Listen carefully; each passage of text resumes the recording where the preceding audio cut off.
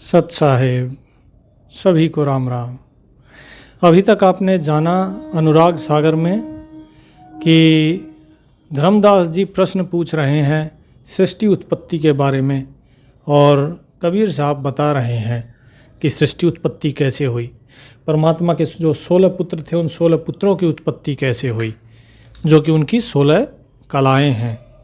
अब आगे बताते हैं साहेब कि निरंजन जो कि काल था, उस काल ने तपस्या करी और तपस्या करके मानसरोवर प्राप्त किया, क्योंकि काल चाहता था कि जिस प्रकार परमात्मा ने उनको रचा है इसी प्रकार वो भी आगे रचना करे। उसकी भी इच्छा हुई कि मैं भी एक सृष्टि की रचना करूं। तो उसने क्या किया, युग 70 सेवा तिन कीन्ही, एक पद ठाड़ पुरुष हर्षित दीन्ही, सेवा कठिन भांति तिन कीन्हा, आदि पुरुष हर्षित होय चीन्हा।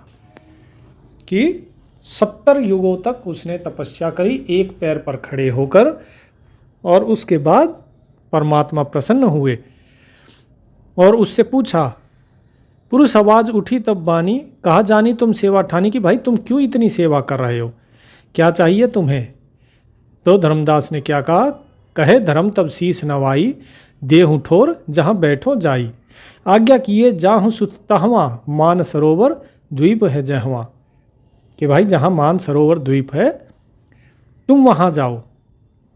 जब धर्मदास ने पूछा तो यहाँ पे कहे धर्म, ये जो धर्म है ये धर्मदास नहीं, ये है काल के बारे में बताया जा रहा है कि उसने कहा कि मुझे ठोर दे दो जहाँ पर मैं जाके बैठूं, जहाँ मैं अपनी सृष्टि की रचना करना चाहता हूँ। बोले ठीक है मानसरोवर चले जाओ, तुम भी वहाँ पे रहो आराम से। अब ये जो है मानसरोवर आ गए। मानसरोवर आने के बाद इसने फिर दोबारा ध्यान किया परमात्मा का, फिर से बहुर ध्यान पुरुष को कीन्हा, 70 जुग सेवा चित दीन्हा, एक पग उठाड़े सेवा लाई, पुरुष दयाल दया उर आई। और परमात्मा ने उसके 70 युगों की सेवा के बदले उसके ऊपर दया करी। अब क्या कहते हैं कि इसके बाद उसने सोचा कि भाई सृष्टि तो मैं रचूंगा, लेकिन रचूं कैसे, मुझे तो ज्ञान है नहीं उसका। तो इसने जो है फिर से सेवा करी। परमात्मा उनकी सेवा से प्रसन्न होके और जो है सहज को बुलाया और कहा कि जाओ भाई निरंजन के पास जाओ और पूछो कि अब वो किस लिए सेवा कर रहा है, अब उसे क्या चाहिए। तो जब सहज ने पूछा निरंजन से तो क्या बताया निरंजन ने कि भाई तुम मेरी विनती जो है जाकर परमात्मा को सुनाओ। अहो सहज तुम जेठे भाई, कि तुम मेरे बड़े भाई हो, करो पुरुष सो विनती जाई, इतना ठाव न मोहि सुहाई, अब मोहि बख्शी देहु ठकुराई। कि भाई इतने से मेरा काम नहीं चलेगा, अब तो मुझे ठकुराई चाहिए, अब तो मुझे ठाकुर बना दो, भगवान बना दो और बाकी मेरे स्वामी हो। तो ये उसकी इच्छा थी। आगे क्या बोला उसने, मोरे चित असभो अनुरागा, देव देश मोहि करहु सौभागा, कै मोहि देव लोक अधिकारा, कै मोहि देव देश एक न्यारा। कि मुझे तो अब कोई अलग ही देश दे दो, या तो मुझे देवलोक का अधिकार दे दिया जाए और या फिर मुझे कोई अलग देश दे दिया जाए। अब ये चीज़ें जाके सहज ने बताई सतपुरुष को। तो परमात्मा ने क्या कहा कि सहज तुम धर्मदास से जाके, तुम धर्मराय से जाके कहो कि भाई हम तुम्हारी भक्ति से प्रसन्न है, संतुष्ट है। यहाँ पे जो धर्म शब्द आ रहा है ये काल के लिए है। धर्मराय, धर्म, निरंजन, ये यहाँ पे अभी काल के लिए बताया जा रहा है। इसके बाद उनको क्या किया कि भाई लोक तीनों ताही दीन हो, शून्य देश बसावहु, करहूँ रचना जाए तहवा, सहज वचन सुनावहूँ। कि भाई उसको 3 लोक दिए मैंने, और जो 3 लोक हैं इनमें वो अपना शून्य देश बसा सकता है और रचना करे वहाँ पे। लेकिन अब जो है रचना का तो उसे ज्ञान था नहीं, अब कैसे करे रचना। तो उसने जो है फिर कहा कि भाई रचना मैं कैसे करूँगा, तुम पुरुष से विनती करो। तो क्या कहा, कही विधि रचूं नवखंड बनाई, हे भ्रात सो आज्ञा पाई, मो कह देह साज प्रभु सोई, जाते रचना जगत की होई। कि भाई मेरे भ्राता, तुम उस साहिब को परमात्मा से आज्ञा लेकर आए हो, तुम उनको मेरी तरफ से विनती करो कि प्रभु मुझे रचना करने का साज सामान दे, ताकि मैं जगत की रचना कर सकूं। उसके बाद सहज ने फिर परमात्मा के पास गए और परमात्मा ने फिर से सहज को कहा कि भाई जाओ तुम और उनको कहो कि वो जो कूर्म है उनका बड़ा भाई, उसके पास सारे साजो सामान हैं। कूर्म के उदर आदि सब साजा, सोले कर्म करे निज काजा, बिनती करे कूर्म सो जाई, मांग लेत तेही माथ नवाई। कि भाई उसके पास जाए और उसको शीश झुका के उससे मांग ले। लेकिन काल को शीश झुकाना गवारा नहीं था, क्योंकि उसको ये अहंकार हो गया था कि मैं परमात्मा का सबसे ज़्यादा अजीज हूँ, प्रेमी हूँ, मैंने उनकी इतनी तपस्या करी। इस अहंकार के कारण उसने शीश नहीं नवाया। और हुआ क्या? जल भो धर्म हर्ष तब बाढ़ो, मन ही कीन जुमान अति गाढ़ो, जाय कूर्म के सम्मुख भयउ दंड प्रणाम, एक नहीं कियऊ। कि इसके अंदर गुमान बहुत ज़्यादा हो गया, अहंकार बहुत गाढ़ा हो गया, कूर्म के सामने गया और प्रणाम तक नहीं किया। अब उसको मांगना अच्छा नहीं लगा, तो उसने क्या किया कि भाई मैं इससे छीन लूं। तो क्या किया? कीन्हो काल शीस नख घाता, उदरते निकसे पवन आघाता, तीन शीस के तीनहु अंसा, ब्रह्मा विष्णु महेश्वर वंशा, पांच तत्व धरती आकाशा, चंद सूर्य उड़गण रहिवासा, बिसरो नीर अग्नि शशि सूरा, निसरो नभ ढाकन मही थूरा, मीन शेष बराह मही थम्बन, पुनि पृथ्वी को भयो आरंभन, छीना शीस कूर्म को जबहि चले प्रसेव, ठाम पुनि तबहि। तो क्या बताया इसमें? कबीर साहब क्या बताते हैं कि काल ने अपने नाखूनों से आघात किया कूर्म के ऊपर, अर्थात कूर्म को अपने प्रभाव में लिया और उसके उदर से, उसके पेट से पवन निकली। उसके बाद जैसे आप लोग खाना खाते तो क्या होता है, अंदर हवा होती है, डकार आती है कि नहीं, ऐसे ही उदर से निकली पवन, हवा निकली, और शीश से निकले तीन गुण, रजोगुण, ब्रह्म सतोगुण और तमोगुण, जिससे ब्रह्मा विष्णु महेश वंशा, ये ब्रह्मा विष्णु महेश की जिससे रचना हुई। आगे पांच तत्व निकले, जैसे धरती, आकाश, गगन, पृथ्वी, पानी। तो अग्नि, पृथ्वी, जल, आकाश के बाद फिर मछली, मीन, शेष और वराह, ये निकले जो इस पृथ्वी का भार थामे हुए हैं। उसके बाद पृथ्वी का आरंभ हुआ। तो पृथ्वी का आरंभ कैसे हुआ? सबसे पहले जल, ठीक है, और जल के ऊपर ये पृथ्वी ठहराई गई है। आप देखते हैं सागर में जल है, रहने के लिए जो पृथ्वी है ये कम है, लेकिन सागर ज़्यादा है, पानी ज़्यादा है। आप पृथ्वी के अंदर भी पीने का पानी धरती से निकालते हैं कि नहीं? तो यानी कि इसके नीचे भी पानी है और ऊपर भी पानी है। इस पानी के ही बीच में ये सारी पृथ्वी है। और उसके बाद अंड स्वरूप आकाश को जानो, कि जैसे अंडा होता है ना, अंडे में क्या होता है कि बाहर खोल होता है और उसके अंदर में जो है फिर तरल पदार्थ होता है, और उसी अंडे को जब उबाला जाता है तो अंदर में वो जो तरल पदार्थ है वो सॉलिड बन जाता है, ठोस हो जाता है। तो इसी प्रकार है, बाहर आकाश से घिरी हुई है ये पृथ्वी, इस पृथ्वी के चारों तरफ आकाश है। तो जो कूर्म था, कूर्म ने जाके परमात्मा को कहा कि काल ने मेरे साथ ऐसा ऐसा किया, सारी उसकी कलाकारी बताई कि उसने मेरे साथ झगड़ा किया, मेरे से सारा सामान छीन लिया। तो परमात्मा ने मुझसे कहा कि कोई बात नहीं, आही यही बड़न की रीति, औगुण ठाव करही बह प्रीति, पुरुष आवाज तेई कीन तेही बारा, छोटे बंधु वह आही तुम्हारा, कि वो तुम्हारा छोटा भाई है। ठीक है। और यही बड़ों की रीत होती है कि वो छोटों के अवगुणों को क्षमा कर देते हैं, वो प्रेम रखते हैं फिर भी उनसे। तो ये उनके वचन सुन के कूर्म तो अपना आनंद में फिर से भक्ति में लग गया और काल ने अपना सोचा कि अब मैं अपना शुरुआत करूं रचना की। अब रचना करेगा काल, लेकिन उसमें जीवन कहाँ पे कैसे आएगा शरीरों के अंदर, क्योंकि जीवन देना तो सिर्फ परमात्मा के हाथ में है। कौन भांति कस करव उपाई, कीन्ही केहि विधि रचो शरीर बनाई, कर सेवा मांगो पुनि सोई, तिहु पुर जीवित मेरो होई, कर विचार अस हठ तिन धारा, लाग्यो करने पुरुष विचारा, एक पाँव तब सेवा किएऊ 64 युगलो ठाड़े रहऊ। कि भाई अब ये शरीरों की रचना मैं कैसे बनाऊं, ये शरीर तो जो है सब मृत हैं, इनमें जीवन कहाँ से आए, तो अब क्या करें। तो उसने फिर से विचार किया और फिर से परमात्मा की सेवा में लगा। 64 युगों तक उसने सेवा करी। उसके बाद साहिब फिर प्रसन्न हुए और कहा सहज से कि भाई जाओ और पूछो कि अब उसे क्या चाहिए, सब कुछ तो उसे दे दिया है। तो उसने सहज को कहा कि भाई मैं इन पुरुषों को मैंने बना तो दिया, लेकिन मैं कैसे इनको जीवित करूँगा। तबे निरंजन विनती लाई, कैसे रचना रचूं बनाई। पुरुष ही कहो जोर जुग पानी, मैं सेवक दुतिया नहीं जानी। पुरुष सो विनती करो हमारा, दीजे खेत बीज निज सारा।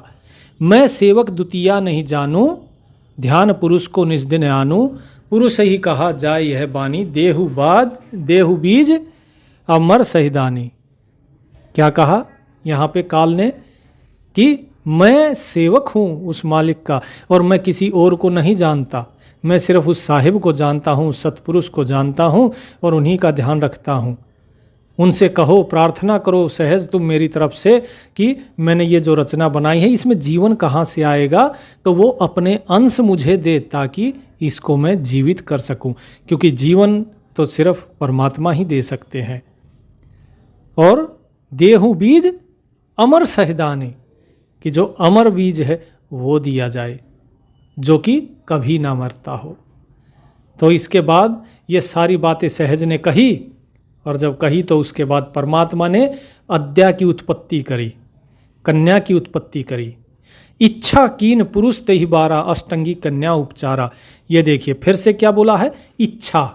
इससे पहले भी क्या बात आई रही थी, इच्छा की, पुरुष की इच्छा से ही ये सब उत्पन्न हुआ है। ठीक है, इच्छा कीन पुरुष तेहि बारा, अष्टंगी कन्या उपचारा, अष्टबाहु कन्या होए आई, बाएं अंग सो ठाड़ रहाई। अब यहाँ पे क्या लिखा है, अष्टंगी कन्या, कन्या उत्पन्न हुई, अष्टंगी और 8 भुजाएं उसकी थी। ठीक है, तो ये कौन है, काली, भवानी, दुर्गा, आप कुछ भी कह लीजिए इनको। अब इसके बाद जब ये आद्या की उत्पत्ति हुई तो उसको क्या कहा पुरुष ने, साहिब ने, सतपुरुष ने कहा कि तुम जो है ये बीज लेके जाओ। तब ही पुरुष वचन प्रकाशा, पुत्री जाहु धर्म के पासा, देहु वस्तु सो लेहु संभारी, रचऊ धर्म मिली उत्पत्ति वारी। कि तुम धर्म राय के पास जाओ और ये बीज लेके जाओ और क्या करो, उसके साथ मिलकर रचहु धर्म मिल उत्पत्ति वारी, की उत्पत्ति करो। तो यहाँ पे जो कहा जा रहा है ये परमात्मा की आज्ञा से कि धर्म राय के साथ मिलके उत्पत्ति करो। दीन हो बीज जीव पुनि सोई, नाम सोहंगम जीव कर होई। तो उन्होंने क्या दिया, बीज दे दिया और उनका नाम क्या था उस बीज का, सोहंगम जीव। अब ये सोहंगम क्या है, जीव सोहंगम दूसर नाही, जीव सो अंश पुरुष को आही। कि ये सोहंगम कोई और नहीं है, ये उस परमात्मा का अंश है। रामायण में भी कहा गया है, ईश्वर अंश जीव अविनाशी, चेतन सहज सकल सुख राशि, सो माया बस भयो गोसाई, बंधो पीर मरकट की नाई। कि वो माया के अधीन हो गया। तो यहाँ पे जो माया है, जो अष्टंगी है, यही माया है, ये लेकर जाएगी अब इन जीवों को और ये काल को देती है। और इसके बाद क्या हुआ, इसके बाद जब काल ने देखा कि अरे कोई सुंदर स्त्री आ रही है, उसके मन में वासना जागी और वासना जागी तो उसने क्या किया, उसने उसे निगल लिया। अपने प्रभाव में ले लिया काल ने, कि उसे भी जन्म मृत्यु के प्रभाव में डाल दिया। अब यहाँ कहानी के रूप में क्या बताया है कि उसको निगल लिया। क्या लिखा है इसमें? कहा देख अष्टंगी केरी, धर्मराय इतरान्यो हेरी। कहा अनंत अंत कुछ नाही, काल मगन है निरखत ताही। कि उसको देख के काल मगन हो गया। निरखत धर्मसु भयो अधीरा, अंग अंग सब निरख शरीरा। उसके सारे अंगों को देखा उसने, और उसने क्या किया फिर? धर्मराय कन्या कहे ग्रासा। काल स्वभाव सुनो धर्मदासा, कि धर्मदास काल का स्वभाव सुनो। उसने क्या किया? उसने ग्रास लिया, यानी कि उस कन्या को निगल लिया। कीन्ही ग्रास काल अन्यायी, तब कन्या चित विस्मय लाई। तत्क्षण कन्या कीन पुकारा, काल निरंजन कीन आहारा। उसने पुकार किया कि काल निरंजन ने मेरा आहार कर लिया है। तब ही धर्म सहज लग आई, सहज शून्य तब लीन छुड़ाई। पुरुष ध्यान कूर्म अनुसारा, मोसन काल कीन अधिकारा। तान शीस मम भक्षण कीन हो सतपुरुष दयाल भल चीन हो। यही चरित्र पुरुष भल जानी, दीनो साप सो कहो बखानी। कि इसके बाद जो है सहज ने आके परमात्मा को बताया कि ऐसे कर दिया उसने, उसको निगल गया है। तो कूर्म ने कहा कि उसने मेरे सर को भी निगल लिया था। तब परमात्मा ने कहा कि इसका स्वभाव सही नहीं है, उसे श्राप दिया और उसको वहाँ से निष्कासित करने के लिए बोला। और क्या श्राप दिया? लक्ष्य जीव निग्रासन करहूँ, सवा लक्ष्य नित प्रति विस्तरहूँ। कि तूने जीवों को भक्षण किया है, आज के बाद तू 1,00,000 जीवों को खाएगा तो 1,25,000 जीव मैं उत्पन्न करूँगा। देखता हूँ तू कहाँ तक खाता है, यही तेरा दंड है। आज के बाद तू जीवों को ही खाएगा। इसके बाद परमात्मा ने जोगजीत को बुलाया और कहा, जोगजीत काल को यहाँ से निकाल दो। आज के बाद मानसरोवर में काल कभी नहीं आएगा। और जो नारी उसके पेट में है उसे कहो कि मेरा ध्यान करे और उसका पेट फाड़कर बाहर आ जाए, जैसे उसने कूर्म का पेट फाड़ा था।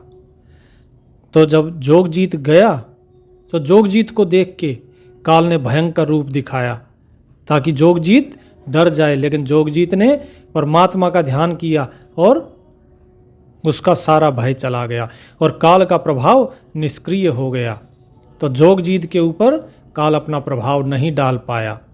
तो जोगजीत अस कही पुकारी, अहो धर्म तुम ग्रासे नारी। आज्ञा पुरुष दीन यह मोही, इहते बेग निकारो तो ही। कि जोगजीत परमात्मा ने आज्ञा दी है कि तुमने नारी को ग्रस लिया है, तुमने उसे खा लिया है, और परमात्मा ने यह आज्ञा दी है कि तुम्हें यहाँ से निकाल दिया जाए। और उस कन्या को भी कहा, नारी कहे उधर मह रहियाँ, जोगजीत कन्या सो कहियाँ, उधर फारी अब बाहर आओ। पुरुष तेज सुमिरे तह ठाहर। कि तुम इसका उधर फाड़ के बाहर आ जाओ और उस परमात्मा का ध्यान करो। ये सुन के जो धर्मराय था उसको क्रोध आया, वो जोगजीत से भिड़ा। लेकिन जोगजीत जो परमात्मा का प्रताप, उसके तेज का ध्यान लगाया तो काल कुछ नहीं उसका बिगाड़ पाया और अंततः काल को क्या है, हार माननी पड़ी। जो उसके अंदर स्त्री थी, जो कन्या थी, वो बाहर आ गई और बाहर आ गई। लेकिन बाहर आते ही क्या हुआ, गही भुजा फटकार दीनो परेउ लोकत न्यार हो। भयो त्रासित पुरुष डरते बहुर उठेओ संभार हो। निकसी कन्या उदरते पुनि देख धर्म ही अति डरी। अब ना ही देखो देश वह, कहो कौन विधि कहवा परी। तो क्या हुआ कि वो बाहर आई, लेकिन काल का भयंकर रूप देख के वो डर गई। वो परमात्मा का ध्यान नहीं कर पाई। कामनी रही सकाए, त्रासित काल डर अधिक। रही सो शीस नवाए, आसपास चितवत खड़ी। कि वो काल के पास ही खड़ी हो गई उससे डर के कारण। इसके बाद कहे धर्म सुने आदि कुमारी, अब जनि डरपो त्रास हमारी। पुरुष रचा तो ही हमरे काजा, एक मति हो करहो उपराजा। हम है पुरुष तुम ही हो नारी, अब जनि डरपो त्रास हमारी। कि अब जो है मेरा भय मानो तुम, और याद रखो उस परमात्मा ने तुम्हें रचा है हमारे कार्य के लिए, सृष्टि की उत्पत्ति के लिए। अब तुम यहाँ रहोगी, मैं तुम्हारा पुरुष होऊंगा और तुम मेरी नारी होगी। तो अद्या ने क्या वचन कहा कि नहीं, ये गलत बात है, हम दोनों एक ही पिता से उत्पन्न हुए हैं। कहे कन्या अस बोलहु बानी, भ्राता जेठ प्रथम हम जानी। कन्या कहे सुनो हो ताता, ऐसी विधि जन बोलहु बाता। अब मैं पुत्री भाई तुम्हारी, ताते उधर माज लियो डारी। ज्येष्ठ बंधु प्रथम ही के नाता, अब तो अहो हमारे ताता। निर्मल दृष्टि जब चितहु मोही, नहीं तो पाप होए अब तो ही। मंद दृष्टि जनी चितवहु मोही, ना तो पाप होए अब तो ही। तो क्या कहा कि पहली बात तो हम दोनों एक ही पिता की संतान हैं, तो तुम मेरे बड़े भाई हुए क्योंकि तुम मेरे से पहले उत्पन्न हुए हो। लेकिन अगर तुम ये भी नहीं मानते हो तो अब मैं तुम्हारे उदर से, तुम्हारे पेट से निकली हूँ, तो तुम्हारी मैं पुत्री हुई। इसलिए अपनी दृष्टि को निर्मल करो, नहीं तो तुम्हें पाप लगेगा। तब निरंजन ने कहा, कहे निरंजन सुनो भवानी, यह मैं तो ही कहीं सहदानी। पाप पुण्य डर हम नहीं डरता, पाप पुण्य के हम नहीं करता। पाप पुण्य के हम ही करता। ये शब्द फिर बोलता हूँ, पाप पुण्य डर हम नहीं डरता, पाप पुण्य के हम ही करता। ठीक है, तो यहाँ काल क्या बता रहा है कि पाप और पुण्य, इससे मैं नहीं डरता हूँ, क्योंकि पाप और पुण्य ये दोनों के करता हम ही है। मैं ही पाप को उत्पन्न करता हूँ। क्या पुण्य होगा और क्या पाप होगा, ये चीज़ मैं ही तय करूँगा, ये कोई और तय नहीं कर सकता। हमारी अपनी रचना होगी, अपनी सृष्टि होगी। और इस सृष्टि में क्या होगा, पाप पुण्य हम ही से होई, लेखा मोर न ले है कोई। पाप पुण्य हम करब पसारा, जो बाझे सो होए हमारा।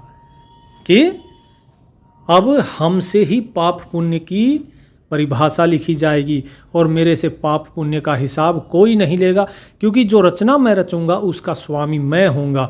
उसमें क्या पाप है क्या पुण्य है ये मैं तय करूंगा।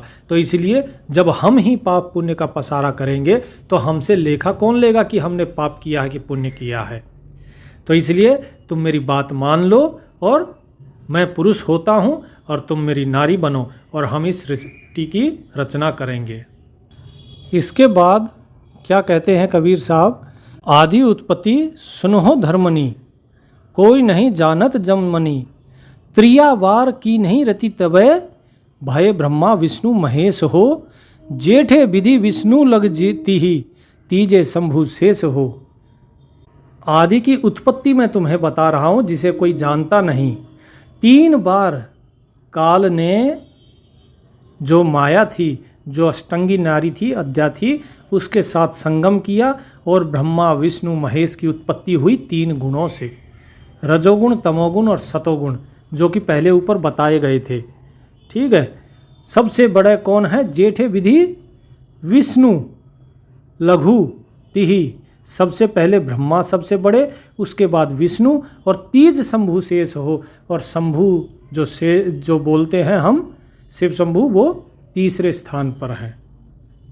उसके बाद ये पूरी सृष्टि की रचना हुई। 5 तत्व गुण तीनों दीन्हा, यही विधि जन की रचना कीन्हा। प्रथम बूंदते ब्रह्म जो भयऊ, रजगुण पंच तत्व देहि तयऊ। पहले जो ब्रह्मा हुए उसको क्या क्या है, रजोगुण दिया गया और 5 तत्व दिए गए।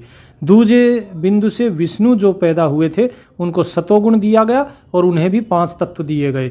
और तीजे जो थे उनको भी, जो रुद्र जिन्हें बोला गया, शिव शंभु बोला गया, शंकर बोला गया, उनको भी तमोगुण दिया और 5 तत्व उनको भी दिए गए। और इसके बाद इनके शरीरों की रचना हुई। उन शरीरों के बाद फिर जो है इन 3 गुण और 5 तत्वों से ये सारे शरीरों की रचना हुई है। ताते फिर प्रलय होई, आदि भेद जाने नहीं कोई। उसके बाद कितनी प्रलय आ चुकी, लेकिन उस आदि का भेद कोई नहीं जान पाया। इसके बाद काल ने क्या कहा, कर्ण निरंजन पुनि सुन रानी, अब अस करहूँ आदि भवानी। त्रय सुत सोप तो ही कहे दीना, अब हम पुरुष सेव चित लीन्हा। राज करही तुम लेती हूँ बारा, भेद न कहियो काहू हमारा। मोर दरस त्रय सुत नहीं पे हैं, जो मोहि खोजत जन्म सिरय है। ऐसो मता दृढ़ो जानी, पुरुष भेद नहीं पावे प्राणी। त्रय सुत जबहि होई बुद्धिवाना, सिंधु मंथन दे पठाओ निदाना। तो क्या कहा काल ने कि हे माया, हे काली, अब ये पुत्र मैं तुम्हें सौंप रहा हूँ और मैं उस सत्पुरुष की सेवा में लगूंगा, क्योंकि मैंने जो भी किया है मैं जानता हूँ वो गलत है, लेकिन अब मुझे उनकी सेवा करनी है। मुझे परमात्मा से बहुत प्रेम है और मैं अब ये तीनों पुत्रों को तुम्हें सौंप रहा हूँ और इस सृष्टि रचना का कार्य तुम्हें करना है और किसी को मेरा भेद नहीं देना। तुम्हारे ये तीनों पुत्र भी अगर मुझे खोजना चाहेंगे तो खोज नहीं पाएंगे। इनको ऐसी बुद्धि दो कि ये पुरुष का भेद नहीं पा पाए, और जब तुम्हारे पुत्र बुद्धिवान हो जाएंगे तुम इन्हें सागर मंथन के लिए भेजना, समुद्र मंथन के लिए। अब आगे कबीर जी क्या समझाते हैं धर्मदास जी को कि सुनो अब, कहें बहु बुझाए देव ही, गुप्त भये तब आही हो, शून्य गुफही निवास कीन हो, भेद लह को ताही हो। कि काल ने उसके बाद गुप्त हो गया और कहाँ निवास किया? शून्य में, शून्य गुफा में, जैसे कि भंवर गुफा भी बोल देते हैं हम। और क्या बताया? वह गुप्त भा पुनि संग सबके, वो गुप्त है लेकिन फिर भी सबके संग है। कैसे है? मन निरंजन जानिए, इस मन को ही निरंजन जानो, वो इस मन के अंदर है। इसीलिए क्या बोलते हैं? मन पुरुष उच्छेद भेद उच्छेद देवे आप प्रगट आनिए, कि वो इस मन को उस पुरुष से, उस परमात्मा से भेद करके, यानी कि दूर करके, मन को, जो मन है वो दूर कर देता है जीव को उस परमात्मा से। आप प्रगट आनिए, और वो स्वयं काल इस मन के अंदर प्रकट हो जाता है। अर्थात इस मन में काल प्रकट होके जीव को उस परमात्मा से दूर कर देता है और दोनों के बीच भेद पैदा कर देता है, जिससे पुरुष अलग दिखे और आत्मा अलग। तो इस कारण, इस भेद के कारण ही जो है ये संसार चल रहा है और जीव की मुक्ति नहीं है। जीव भय मतिहीन, परसी अगम सो काल को, जन्म जन्म भय खीन, मूर्छा कर्म अकर्म को। ये कर्म और अकर्म की मूर्छा में ये पड़ा हुआ है ये जीव, और इसने अपने जन्म पे जन्म खो दिए हैं, क्योंकि ये काल को जान नहीं पाया है। इतना बुद्धिहीन, इतना मतिहीन ये हो गया है। इसके बाद इस जीव को सताना शुरू किया। जीव सतावे काल, नाना कर्म लगाए के, आप चलावे चाल, कष्ट दे पुनि जीव को। तो ये जीवों को कष्ट देना इसने शुरू किया और काल ने जो है जीवों को सताना शुरू कर दिया। इस प्रकार ये जीव काल के चक्र में फंस गए, क्योंकि परमात्मा ने सोहंगम जीव माया को दिए। माया को निगल लिया काल ने, फिर माया और काल दोनों साथ में मिलके इस सृष्टि की रचना करी और जीव ये माया के ही पास रह गए। और उस जीवों को इसने देहों में डाला, शरीरों में डाला और नाना प्रकार के इसने रचना करी। उसको कष्ट देना शुरू कर दिया, जीवों को तड़पाना शुरू कर दिया, क्योंकि उसको कर्म के बंधन में डाल दिया। कर्म अकर, इसी चक्कर में ये जीव फंसा रह गया और ये मुक्ति का मार्ग भूल गया। इसके बाद समुद्र मंथन के लिए भेजा। जब समुद्र मंथन हुआ तो पहली बार समुद्र मंथन में विष निकला, अमृत निकला और वेद निकले। ये सारी चीज़ें जब इन्होंने अपनी माता माया को दिखाई, काली को दिखाई, तो तीनों को एक एक चीज़ मिली। ब्रह्मा को वेद, विष्णु को अमृत और शिव को विष मिला। इसके बाद जो है ये तीनों ने फिर दोबारा समुद्र मंथन के लिए गए। जब समुद्र मंथन के लिए गए तो 3 कन्याएं उत्पन्न करी। वे तीनों कन्याएं एक एक को दे दी गई और कहा कि अब ये कन्याएं तुम्हारी हैं, अब तुम सृष्टि की रचना करो। 14 रतन की निकसी खानी, ले माता पहुँचे आनी, तीनहु बंधु हरसी है लीना, विष्णु सुधा पाय उर विष दीन्हा। विष्णु को क्या मिला? सुधा। पायऊ हर विष दीन्हा, और शिव को क्या मिला? विष मिला। अब इसके बाद जो है खानियाँ उत्पन्न हुई, अलग अलग सृष्टि की खानियाँ। तीनों पुत्रों ने अब सृष्टि की रचना करी। कैसे ये खानियाँ उत्पन्न हुई? ये खानियाँ उत्पन्न हुई अलग अलग जो 5 तत्व हैं इनसे। पुनि माता अस वचन उचारा, रचहु सृष्टि तुम तीनों बारा। अब तुम तीनों सृष्टि की रचना करो। अंडज उत्पत्ति की ना माता, पिंडज ब्रह्मा कर उत्पाता, कि जो अंडे से उत्पन्न जो है वो माता से हुआ। पिंड ब्रह्मा ने किया, उखमज खानी विष्णु ने किया, और शिव ने क्या किया? स्थावर, यानी जितने की जड़ हैं। तो शिव ने जड़ों की उत्पत्ति करी है, विष्णु ने उखमज यानी कि जो किससे पैदा होते हैं? नमी से पैदा होते हैं, जल में जो पैदा होते हैं उनकी उत्पत्ति करी, और जो पिंड से होते हैं उसकी उत्पत्ति ब्रह्मा ने करी है, और अंडे से जो है वो माता जो माया थी उसने करी है, जो काली है। अब इसके बाद कैसे कैसे हुई? 84 लाख योनियां बनाई गई और उनके अंदर इनको बांटा गया। एक तत्व से कौन उत्पन्न हुआ? स्थावर, यानी कि जो वृक्ष है वो एक तत्व से उत्पन्न हुआ। दो तत्वों से कौन से? दो तत्व से उत्पन्न हुए जो जीव जल में रहते हैं। तीन तत्व से कौन उत्पन्न हुए? जो अंडे से पैदा होते हैं। चार तत्व से उत्पन्न हुए जो पिंड में, यानी कि जो बच्चा जन्म लेता है सीधा, जैसे गाय भैंस का बछड़ा आदि। और पांच तत्व से मनुष्य पैदा हुआ। तो केवल इंसान ही है जिसके अंदर पांचों तत्व हैं, तीनों गुण ते ही माही सवारा, और इन सभी के अंदर ये तीनों गुण हैं। एक तत्व स्थावर जाना, दो तत्व उखमज परवाना, तीन तत्व अंडज निर्माई, चार तत्व पिंडज उपजाई, पांच तत्व मानुष विस्तारा, तीनों गुण ते ही माही सवारा। तो इस प्रकार से इन सब की रचना हुई। ये सारे जो खानियाँ बनी वो ऐसे बनी। तो आपको पता लगा कि किस प्रकार ये जीव यहाँ पर फंसा है, कैसे माया ने और काल ने इसको फंसाया हुआ है, किस प्रकार से ये शरीर बने हैं, ये चार खानियाँ कैसे बनी हैं। अब आगे हम पढ़ेंगे कि ब्रह्मा ने जो है वेद पढ़े और उस निराकार का पता पाने के लिए उसने कैसे कोशिश करी, उसमें क्या क्या हुआ, और उसके बाद कबीर साहब स्वयं आए इस जीव का उद्धार के लिए। जब ये जीव परेशान हो गया, दुखी हो गया, तब इसने पुकार करी, तब परमात्मा की आज्ञा से, सतपुरुष की आज्ञा से स्वयं कबीर साहब इसके उद्धार के लिए आए। वो आगे के प्रकरण में। सत साहेब।